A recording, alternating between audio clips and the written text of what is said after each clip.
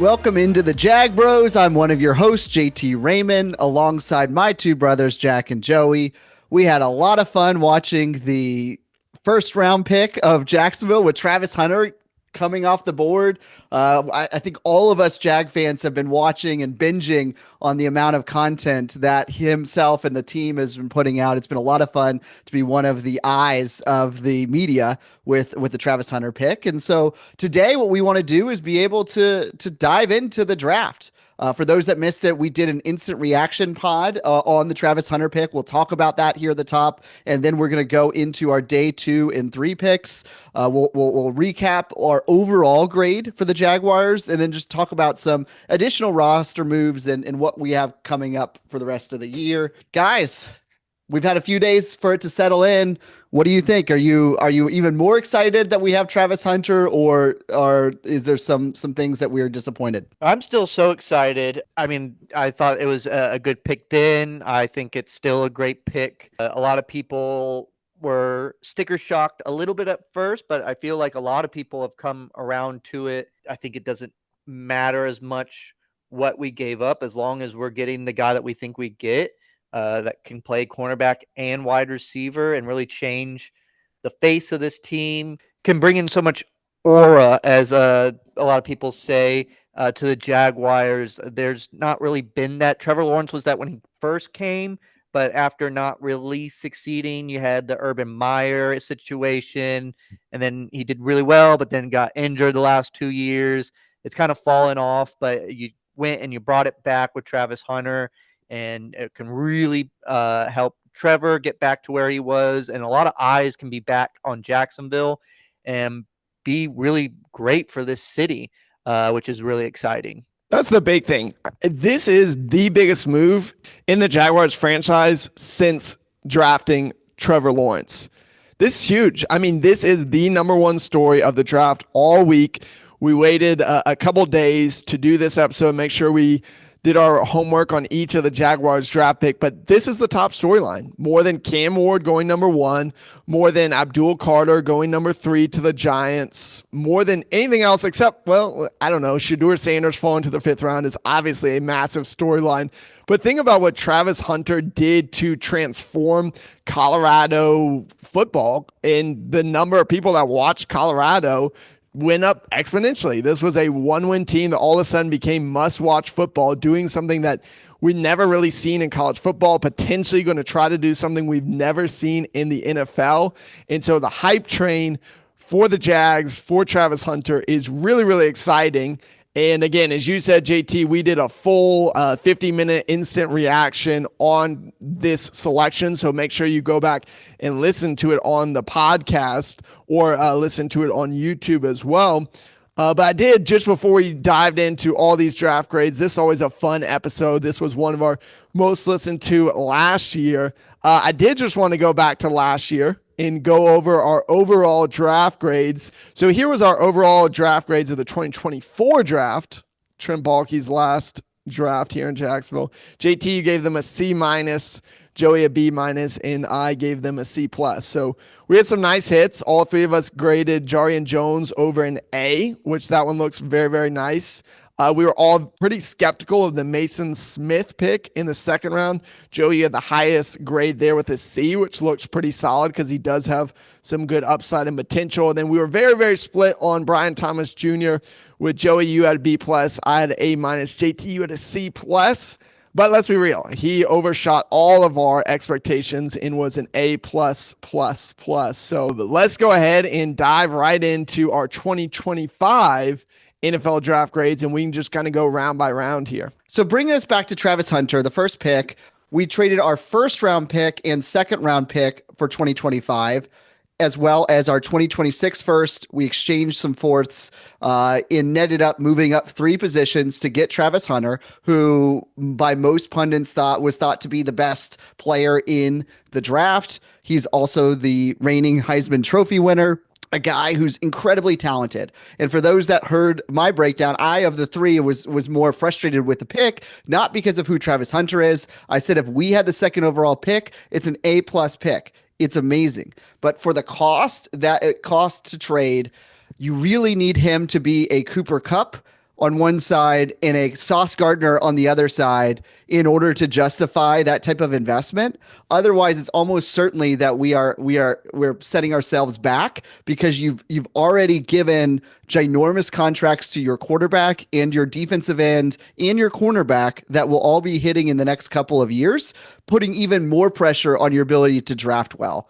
And so that is my question mark, is not about Travis Hunter as a player. It's just about the overall strategy of like, what are we exactly doing? Because we're not in win now mode. Jack, you and I talked about the fact that most likely we'll be somewhere in that 10 to 20th picks for next year, which that's just a really high cost to give up another first round pick. But time will tell if that was it. I just feel like the margin for us to have won that trade is very small. The margin for us to have been a fair trade, but a fun trade, decent. And then the majority of it, I think we will look back and say we might have lost that trade. I don't know how we lose the trade when we have the Rookie of the Year offensive player and Rookie of the Year defensive player on our team, which would be the first on both. In Jaguars history, obviously the first in NFL history to do both, but we've never had a Rookie of the Year on the Jaguars. So even if he wins one. Yeah, if we win the Rookie of the Year on both sides of those or one side of those, then all of a sudden it becomes either a tie or a win. But definitely a win. But yes, but it got to be longevity. Oh no, if you win one, I think it's a tie. If you win both, it's obviously a win. So with that said, again, we broke down all of our thoughts. JT, you gave the move, the trade, the pick a B-. I gave it a B+, right on the border of an A-. Joey, you gave it an A-. I think all of us thought you may have gone a little bit higher. So 2 questions. Number 1, would you change your grade at all for the Travis Hunter selection for both or all of us? And then number 2, let's have a lot of fun and just talk about predictions. Where do you think Travis Hunter is going to line up? Obviously, both ways. Do you think he's going to have more offense, more defense? And then go ahead and give us your predictions for Hunter's rookie year stats. I'm going to go ahead and upgrade mine from an A- to an solid A. I think that it is the right move. I'm starting to care less and less about the picks and just going to trust James Gladstone. I will stick with my B-, again, not as a player. So when everybody throws it back on my face, I think Travis Hunter as a player is an A+, but from a business strategy perspective in the picks and how we decided to do that, I would have given it a B-, especially since Mason Graham ended up being on the board at 5 anyways. As far as my predictions, I do think he plays both ways. I think he plays more offensively than defensively because Liam Cohen wants him. I think we also have a major hole right now in that slot receiver position. I'm just a little concerned about his ability to withstand the NFL for 17 games on both sides of the ball and being slightly undersized as he is. I think he is a special talent. I'm going to go slightly worse version of Devonta Smith in his rookie year with the Eagles. So he had 833 yards and 8 touchdowns. I'm going to put him at about 750 and 6 touchdowns for Travis Hunter on offense and maybe 2 or 3 picks on defense. So I'm going to keep my grade the same at a B+. I love Travis Hunter. And one of the big things that came out from this as well is just the personality. He is a star. And Adam Schefter reported that all of the NFL teams loved the interview process. They would grade him off the charts, not just on the field, but off the field. And so you're bringing in, we talked about last episode, a kind of big 3 trio of BTJ, Trevor Lawrence, and Travis Hunter. But I do think the cost is extremely high. Look, 2025, this was the first time in over 60 years in the NFL where every single team had their first round pick going into draft night. And already 365 days away, we don't have a first round pick in 2026. You never know what could happen. That could be a very, very high pick if Trevor Lawrence gets hurt again, which he's had injury issues the last 2 seasons. And so it's a massive risk, a massive move where most of the time the teams like the Eagles, the Chiefs, these other teams, they just don't trade their first round picks away. Who has done that? The Rams. Has that worked out very well? Of course. But the only other team to trade away their first round pick was the Falcons to move back in for James Pierce. And I don't necessarily know that we're trying to be more like the Falcons. So it's a high risk, high reward. B plus is where I'm sticking. And in terms of predictions, I'm going to agree with you, JT. I think he's going to line up predominantly on offense. I think clearly in the last couple of days, all the draft analysts were saying Jaguars are going offense, offense, offense, whether it's Genty or trade down for T-Mac or trade up for Travis Hunter. And in Travis Hunter's best interest, he's going to want to play more wide receiver for the significantly higher pay from wide receiver to corner. So I have him breaking out as a wide receiver and playing probably 80 to 90% of snaps on offense, playing a ton both ways early. But then realistically, as the season goes on, probably 30 to 40, maybe 50% on defense. But offensively, I love him to go for 1,125 receiving yards and 8 TDs, and BTJ and him just being monsters on offense. And yeah, defensively, give me 2 or 3 picks, which the Jags defense did not have a ton of interceptions last year. So even 2 to 3 would be nice. But Joey, where would you have Travis Hunter finishing his rookie season at in terms of stats? Yeah, I'll get that into a sec. I just want to say something to JT. I mean, it didn't matter that Mason Graham was on the board. It's obvious that we weren't taking a defensive tackle. That was not a position that they think that we needed. We didn't sign one. We didn't draft one.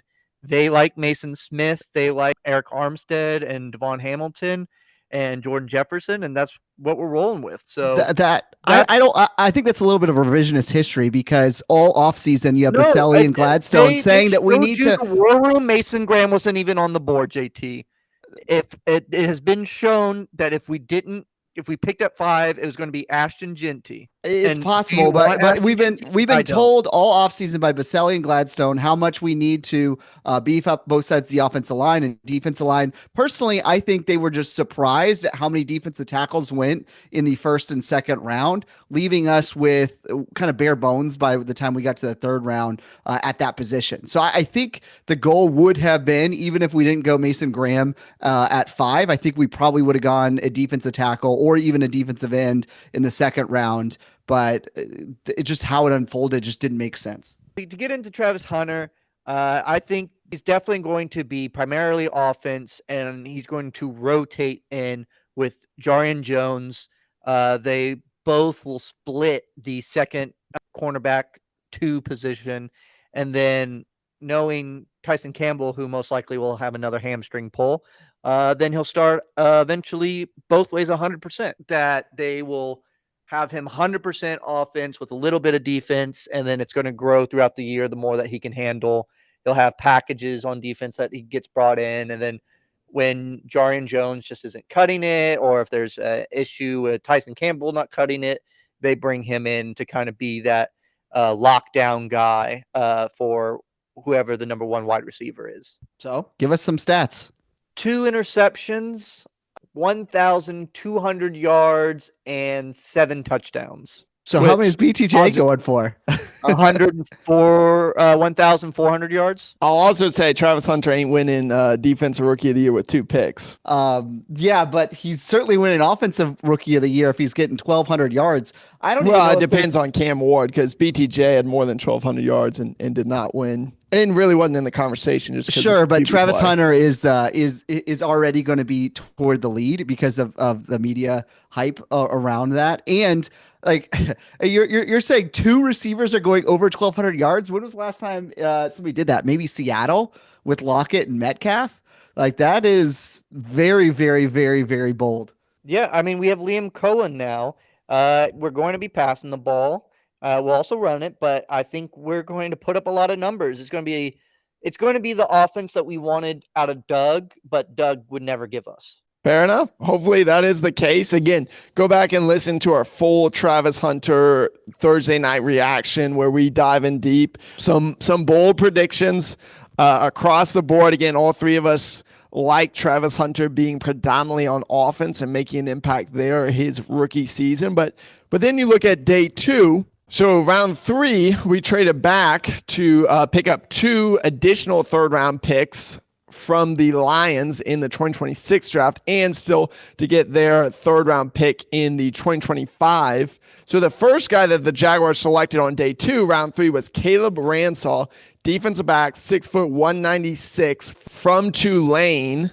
What are your thoughts on the draft pick, and what would you grade the Jaguar selection of Caleb Ransaw? I give this one a C plus. I understand he's playing safety for us. He can also play slot corner. I understand we like the versatility, but I think I'd rather have gone with a straight safety. There were Xavier Watts was still on the board, I believe, and there was still some really good safeties out there that I thought were better than Caleb Ransaw that I would have gone with. Jalen Reed from Penn State was still there, and also Latham Ransom, Ohio State. So I don't really like the pick, but he's very fast. He's a sure tackler. There's good things about him. I just thought that there were better people on the board. Round, I'll give it a B. It's somebody that will almost certainly see the field. It's clear that they're going speed, especially with some of the other picks that they made. Running a 4.33 it's fine. I don't know if we have a budding star, but I think I like the pick, and it certainly is a need in the defensive back area. So this was actually my least favorite pick. The only reason that I even gave it a C was because I did love picking up 2 third-round picks in 2026. This is a guy, yes, he ran a 4.3 40-yard dash. That's great. He was a very good tackler, as you said, Joey, around a 5% missed tackle rate. He's going to potentially, I guess, be depth for us at safety, maybe start if he has an incredible training camp. But it's not like he did all that well at Tulane. PFF grade is 65. In 4 seasons between Tulane and Troy, he only had 1 career interception. He only had 6 pass deflections for his entire career, so he's not that great at coverage. And so you're going with a very raw guy that did not produce a ton, certainly in coverage. To your point, Joey, there's just a lot of guys I liked better on the board. And honestly, of all the picks, this to me screamed a Baalke pick. A guy that's probably drafted 1 to 2 to 3 rounds too early, high potential, but may not even make much of an impact on the field. So this was my lowest grade of all the Jags picks. I probably would have graded C minus D plus straight up, but I bumped up to a C because at least you pick up 2 third rounds for the future. All right, I'll move it to a B minus based off your guys. I trust your late round or mid round analysis a little bit better than I've liked Troy's defense, and I've liked Tulane's defense, and I think he's probably an important cog in that. And he graded decent in combine stuff. Yeah, No, great. I think he is a good player. It's that he's not an actual safety is what gets me. I would rather have he played safety the whole time. He is a safety than a cornerback that will move to safety. We've done that too many times where we move someone out of position and it just doesn't work, I feel like. Speaking of moving someone out of position, our next pick was Wyatt Milum, the offensive tackle from West Virginia, 6'6", 313 pounds. And I'm going to go ahead and say on the opposite end of the spectrum, of course, the favorite pick is going to be Travis Hunter, but this was my highest graded pick. And I had this as a straight up A+. This was a incredible get towards the end of the third round. I love Wyatt Milum. I love what he did at West Virginia, and he's going to, what we've talked about a bunch, beef up the trenches, protect Trevor Lawrence. I love that quote he said. He's like, I'm not going to let someone get to Trevor Lawrence. Let's have that mentality. So what'd y'all think of the Wyatt Milum selection? I gave this one an A+ as well. He was the first guy on my list to go get in the third round. I'm not sure why he fell, honestly, so late. I thought he not only can he start day 1 at left guard, but he's played left tackle, so you can move him out to left tackle if that's something that you want to do after Walker Little moves out. It's a really great mauler. I've seen him play in the Big 12. He hasn't given up a sack in 3 years. Just exactly what you want out of an offensive lineman. And if we went and drafted him in the second round with our 36th pick, I wouldn't have hated it. Loved the pick at the third. Yeah, this guy actually reminds a lot of Osiris Torrance, the guy that we wanted the Jaguars to pick in the second round last year as far as a guard. I would also give it an A. He's a guy. I think Nick Saban was saying on draft night that, hey, is a guy that he had recruited and that he had liked his film. To Joey, you brought up a great point. The fact that he hasn't given up a lot of stats. He's supposedly slightly better in pass blocking than run blocking, but getting a guard in this spot makes a ton of sense. A guy who almost certainly will see the field, whether due to injury or just out performing the guys that we have in the interior part of our offensive line. Yeah, and I ran across this crazy stat from Milum too. So Joey, you pointed out that he hasn't given up a sack at West Virginia in the last 3 seasons. You want to know how many sacks he gave up at high school? 0. 0. This guy just doesn't give up sacks, which again, the Jags offensive line has been a gaping hole at times. Beefing up the line, getting a guy who's just a beast at pass rush. And, I joked that Ransaw was a Baalke pick. This was the opposite of a Baalke pick, where he only falls to the 3rd round because of shorter arms. But when he's on the field, he produces. And yeah, I love this pick. A+ for me. And that's going to take us to day 3, where we have a slew of picks thanks to Baalke's trading and maneuvering through the years. We had 2 4ths, 2 6ths, and 2 7ths. We'll start in the 4th round. The one guy we actually get one first of 2 running backs that we got. Bhayshul, Tuten, a running back out of Virginia Tech. We also in the same draft went Lequint Allen. In the 7th round, a running back out of Syracuse. Let's break down both of these guys together. What are your thoughts on them? So Tuten was another one of my guys that I liked in this draft class, day 3. And I'm very curious. So we have not shared draft grades. So I would love to hear where y'all are at, because I feel like running back is a pretty big need. You look at what Cohen did with Bucky Irving, who went in the 4th round as well. I'm not saying, Tuten's going to be Bucky Irving, but how amazing would that be? And then you think about Gladstone's history with the Rams. They took Kyren Williams in the 5th round. So if you could even get 80% of either of those guys' productions, you would be ecstatic here. He's another guy that's extremely fast, but he also was pretty good at breaking tackles at Virginia Tech. I love that selection. I gave this one an A. In 2024, he had 183 carries for the Hokies, 1,159 yards, 15 touchdowns. He is going to be a guy that's going to be more of a change of pace, likes to run the ball outside, use that 4.3 speed. And then Allen had an incredible season. I don't know how to grade 2 running backs when you do have Tank and ETN, and doesn't seem like we're going to trade ETN, even though we floated that. So I gave it a B, even though I think Allen is a perfect RB3. I worry that spot's already going to be taken, but he had an incredible year for Syracuse as well. So I like the pick. I don't see where he fits on the team. I liked the Tuten pick. I like his speed a lot. He seems like a very good running back. His fumbling worries me a little bit. He had the most fumbles last year in college football, but that's something that can be fixed. Though the Jaguars do have a fumbling problem, so hopefully that's something that they can work on and fix with him. It's not something that's like innate. It is fixable. So I'm not going to hold that against him too much. I'll give it a B+. He's not exactly the running back that I would have gone for, but I trust Liam Cohen, who got, as you said, Jack, Bucky Irvin, and he was the main reason, apparently, they drafted him in the 4th round. So I'm going to trust that he sees something similar, and this is what he wants. The Lequint Allen one, I actually like it a lot. I think I love the player. I don't quite understand, as you said, Jack, getting another running back, but maybe he can return. He's really good at catching the ball out of the backfield, so maybe they want to do a few things with him with catching the ball. He's scored a lot of touchdowns for Syracuse. Honestly, he could have gone back to college and done another year, and I think he would have skyrocketed in the NFL draft. But he decided to come out this year. I just really hope he makes the team, because I think he is actually really, really good. That one, a B-. I'm going to start with Tuten, our 4th round pick from Virginia Tech. I'm going to give that one a B-, C+. The big thing is that he is fast. He ran a 4.32 or 4.33 in the combine.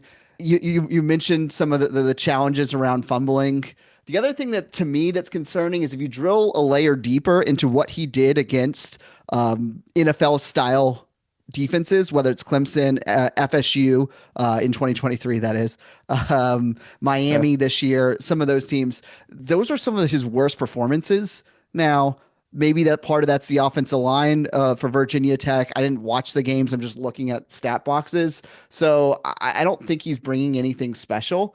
Lequint Allen, I would give an A, especially in the 7th round. He had over 500 yards receiving in college, which was extremely impressive. He also did decently well against the better teams that he played that season. I don't know. It'll be interesting to see what we end up deciding to do and who ends up outperforming who. But the Rams have historically, while yes, they've been able to identify these 4th and 5th and 6th round running backs, they also never really stick to them. And so they go with the hot hand. They go with somebody that makes sense. So I think we're just devaluing that position versus what the Jaguars have historically done at running back.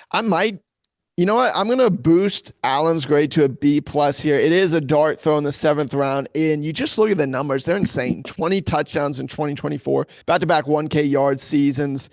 There is a world where maybe he becomes the quote-unquote Bucky Irving, Kyren Williams. I mean, he could win the job from Tuten. And you just hope one of these guys can come in, be the 1A, 1B to what most likely is going to be the future with Tank Bigsby. To me, this pick is exactly that, a dart throw. You're picking 2 running backs tells me that you don't love Tuten, but you hope that one of these 2 will work out. Personally, I would have gone Dylan Sampson from Tennessee, who I believe was still available in the 4th round. He did very well against a lot of high-level teams, and a year where Nico really struggled to pass the ball downfield. So running against some heavier boxes. But let's flip to the other side of the ball. We ended up getting 2 linebackers back to back, one in the 4th round, one in the 6th round. We got Jack Kizer. There you go, Jack. Good name for you from Notre Dame. Name. And Jalen Mcleod from Auburn, a linebacker in the 6th round. We'll break both these guys down together. Thoughts on these 2? I'll start with Mcleod. I really like this pick. I'd give it a B+, A-, only because I don't know a ton about him, but I love the idea of having a linebacker / edge guy. He reminds me of kind of what a lot of people wanted us to do with Jalen Walker if we drafted him in the 1st round, a guy that can play linebacker but also edge. It gives you that versatility of being able to drop back but also rush. Love the idea of him, and he did perform well at Auburn. Had 8 sacks in 2024, so has production, can rush, but also can play linebacker. Really like the pick. Really makes sense for the Jaguars. And then Kizer, I heard he's a tackling machine. We definitely needed linebacker. I don't think he's going to be that great. I think he's going to be maybe a little more special teams. He's a little shorter, and I don't think he's going to be an elite linebacker, seeing a lot of playing time. So I don't like this pick as much. I'll give it a C+. Oh, wow. You and I are going to differ on Kizer. He's one of the knocks is he's older, and I think he was slated a little bit later, but that's part of why he fell. Last year, he led the team with 90 tackles on a very good defensive Notre Dame team. He was one of the team captains. To me, it's a slightly better version of Vontrell Miller, probably not quite as athletic as some of the options there. So I liked that pick in the 4th round. I'd give that a B+, A- area. And then Jalen Mcleod, also just another solid depth piece, I think, from Auburn, playing at high level. So I agree with you, Joey, on Jack Kizer. I actually have the exact same grade, even though, as you pointed out, JT, he does have a fantastic first name. I gave this one a C+ as well. Yeah, he produced a ton at Notre Dame, but it was a late breakout where he's now 25 years old. Yeah, the 2024 tape is great. PFF had him at a 90.5 tackling grade. He only missed 4.6% tackles in college. But the question is just athleticism. Can he get on the field defensively? He had over 1,000 special team snaps. I think he's going to be more of a depth guy at linebacker. Maybe not. I mean, just today, it was said not re-upping Devin Lloyd's 5th-year contract, which all of us have kind of said that was not a surprise, but linebacker does become an interesting position. But I think he's just a depth guy in the linebacker room and a special teams contributor, which is just, to me, that's a big reach for the 4th round. Mcleod, I don't love the pick, but again, you're now in the 6th round. You're now almost 200 guys off the board. So I gave this a B because the Jags need an edge 3 guy, and you at least have that potential. He's undersized, but yeah, Joey, to your point, 8 sacks at Auburn. That's really good. 13.5 tackles for loss. He's not very good in coverage. I worry about him being, a Yasser Abdullah again. A guy that had pretty good college production, but just was too small and not athletic enough to make a difference, impact, to get more than 1 or 2 sacks a season. So I hope I'm wrong, and there's definitely room for that. And so I gave that one a B for Mcleod. So that takes us to the last 2 picks of the Jaguars. We went one on the defensive side of the ball, one on the offensive side of the ball. Safety out of Navy, Rayshun Lane in the 6th round. And then on the 7th round, we went a center out of USC, Jonah Moheim.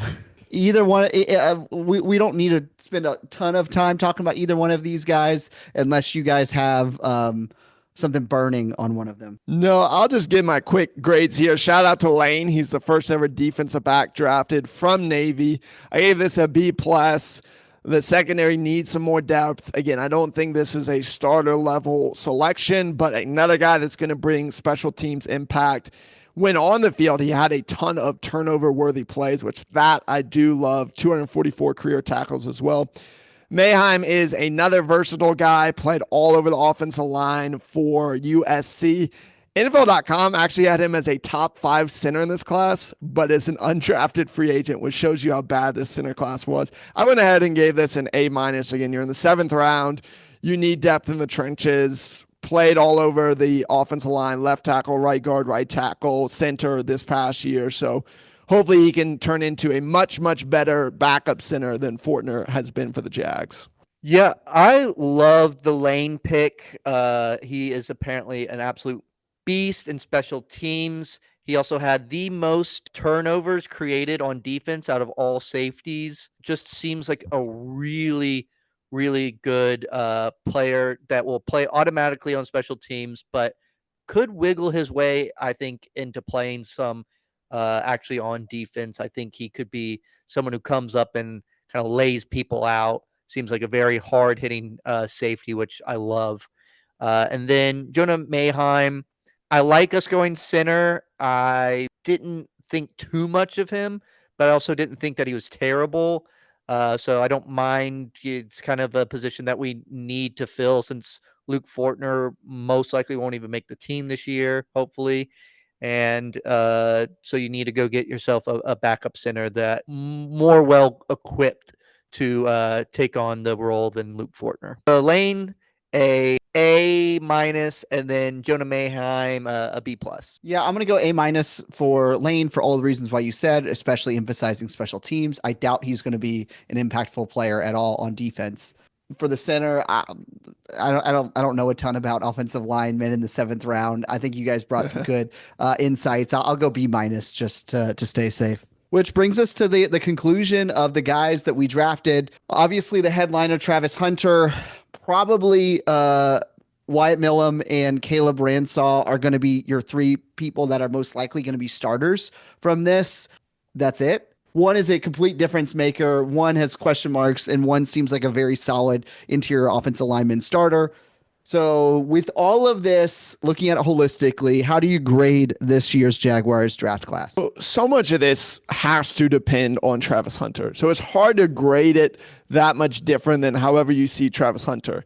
I mean, if you see Travis Hunter as an A, it feels like you're going to either give this an A+ or an A-, like half a grade difference. So I graded the Travis Hunter trade and selection as a B+. And I did love Milum. I did like Tuten more than you guys in the 4th round. So I'm kind of hovering on that B+, A-, and I think I'm closer to B+. But you know what? I was like, I've got to give this an A- for nothing else. And finally, we are in our post-Baalke era. I do think Milum is a legit starter. I think he can be, honestly, by season 2, probably our best offensive lineman. And so that is a huge get for the end of the third round. Travis Hunter, I think, is going to be a massive help in terms of weapons. And all of a sudden, you have 3 really big home run guys. Tuten, who can, have explosive runs on the outside, obviously BTJ, and then now Travis Hunter. And Dyami Brown is a question mark as well, that if he can break out, I like what the Jags are doing, putting weapons together, building the line. And so I'm going to go ahead and give it a boost, maybe like 89.8, but give me an A- for James Gladstone's first draft. There's a lot that I did love here, finally, for the Jags. I give this the same grade, A-. Love Travis Hunter, love Wyatt Milum. There's some other ones that I like, and there's some other ones that I think will be good. It's not the pick that I would make, but don't hate it. So I have to go A-, I think. And I'm really excited to see this team. It's given me hope again, and it's given me the ability to think that this could be a playoff team. Playoffs. I mean, here's my biggest gripe. If you look at all the offseason moves, both in free agency and the draft, we only really added one playmaker, difference maker to the team, Travis Hunter. Can he bring a team that finished 4-13 or whatever our record was last year to a 10-7 team? Maybe. And so like I'll give it a B. Like I'm not radically negative on this by any means. I'm certainly not quite as positive on all of the things. I would have been somebody that would have preferred getting a Mason Graham and then go get Higgins or one of those stud wide receivers that we talked about at the beginning of the second round, and then maybe doing something slightly different in the third round. But look, I love the fact that we have Travis Hunter. I think he's going to be super fun to watch. I think he's going to be pretty productive. Maybe not quite as productive as Joey thinks, but I'm excited to see what he can do. And if he stays healthy, there's no reason why he shouldn't outperform the 750 yards that I had predicted early on. So I think my 3 big takeaways from this draft, and honestly from this episode and breaking it down together, it's been a ton of fun. Like, we didn't know, other than the Travis Hunter selection, what each other were going to grade is. Number one, this draft is make or break based off Travis Hunter. Pretty much however we saw that pick was about how we graded the overall draft. And it's going to be make or break for Gladstone's career as a general manager for the Jaguars. Number 2 is that the Jaguars loved versatility. A lot of these guys played multiple positions on offense or defense. And then number 3 is that all 3 of us, and this is kind of why I wanted to start with the 2024 grades, all 3 of us saw this as significantly better, more than a letter grade better than the 2024 draft class and Trent Baalke's draft selection. So if nothing else, you feel like the Jags are trending in the right direction in terms of talent evaluation and draft selections, which that is a pretty awesome thing. That I completely agree with, Jack. I do think we have somebody in there that is certainly ballsy, but is somebody that I think has a decent eye for talent. As we wrap up, obviously part of the moves too is undrafted free agents. So the Jags signed a little over 20 of them. But then the big news was that we made a move at edge rusher, Emmanuel Ogbah, someone, Joey, you called back in January with that connection to the new Jags defensive coordinator. So Joey, what do you like about the Jags making that move a couple days ago to go out and get Ogbah, 1 year, $5 million deal? Oh, I love this. I mean, I see this pretty much as we weren't able to have a second round pick, so this was our second round pick. And I tie it a little bit into the draft because it was done so quickly afterwards. Pretty much Gladstone said he wanted to draft first, then see what was still missing. He didn't love the edges that fell to us, so he obviously had in mind someone and didn't go the way that he wanted. So they went out and got Emmanuel Ogbah, a really great veteran who is going to be a great third rusher. He gives you the ability, if there is injury, he has starting experience, so you don't have to worry about that if he has to come in and actually start. He had 9.5 sacks twice under our defensive coordinator, Campanile, and I'm just excited to see what they can do together again. I think that can really free up some of our rush because as you saw when we had Arden Key, when you have that third edge guy, it just really helps kind of the entire defensive line. When it's the same people over and over again, they kind of figure you out and put a game plan in place. But when you got that third guy to throw that wrench in there, it really kind of opens it all up. And I think he can really open up this defensive line to get more sacks. Love it. Let's go Campanelli. Let's go Ogbah. Let's get this defense a lot better. Two other undrafted free agents I just want to shout out just with interesting stories. We signed Patrick Herbert, tight end. He is Justin Herbert's brother, so that's an interesting storyline to follow. Then defensive back Jabbar Muhammad from Oregon. He was a guy that people loved in 2023, kind of fell off. Maybe he is a sleeper pick to make the team. But again, overall, we're pretty happy. Joey, you and I gave the Jags an A-. JT, you were a little bit lower just because of the price to move up and go get Travis Hunter. So you gave it a B.